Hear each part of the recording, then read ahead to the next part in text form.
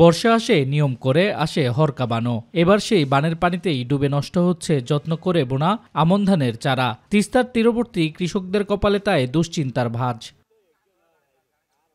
শত শত হেক্টর জমিতে চলতি আমন মৌসুমে ধানের চারা রোপণ করেছিলেন চাষিরা। তবে চোখ জোড়ানো সেই ফসলের ক্ষেত এখন তাদের স্বপ্নের মতো। এবারকার বন্যায় কালমাটি অনেক প্রচুর ক্ষতি হয়ে গেছে। পাট আনি জাগাইছে, যাক মনে করো বন্যার কারণে ভাসি গিয়েছে, তাও মাইছে ধরতে পারে নাই। কৃষক ওই কোষ্টা লাঠির জন্য কৃষক বসে বসে কান্দিছে। এবার গেছি 14-15 জন, তার মধ্যে 2 জন আছে সবগুলা পানিতে গেছে, মানে ঢালান পড়ে গেছে। এত ক্ষয়ক্ষতির পরেও থামেনি তিস্তাপাড়ের মানুষের সংগ্রাম। শ্রমের ফসল ঘরে তোলার আশায় কেউ কেউ করছে নতুন করে চারা রোপণ। তাতেও শঙ্কা কাটছে না নানা বিপত্তিতে। এই দেখেন, ওই 4 দিন মাটি আবাদ করলে না হলেও আমি ওখানে নিম্ন 6-7 মাস এখানে খাইতে পারতাম। বন্যাটা না হলে আমি চেষ্টা করতাম যে কিছু ফসল পাইতাম, ওই ফসল দিয়ে আমি কিছু করতে পারতাম।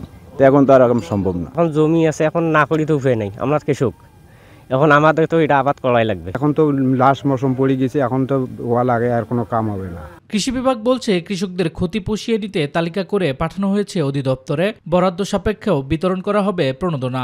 15 হেক্টর আমার জমি মানে পানির নিচে তলায় গিয়েছিল। অলরেডি আমরা কিছু তালিকা করেছি। আমাদের এই যে আগাম শাকসবজি বা যাদের যদি আমাদের কোনো এই মাসকলাই চাষের যে জমি হয়তো তারা আগাম কোনো শাকসবজি করতে যাবে, সেক্ষেত্রে আমাদের এই লোকগুলো আমাদের অগ্রাধিকার পাবে। অস্বাভাবিক বন্যায় ক্ষতিগ্রস্ত কৃষকদের দাবি, ক্ষতি কাটিয়ে উঠতে দ্রুত কার্যকর পদক্ষেপ গ্রহণ করবে কর্তৃপক্ষ। শামস তাবরিদ উচ্ছ্বাস, মাই টিভি নিউজ ডেস্ক।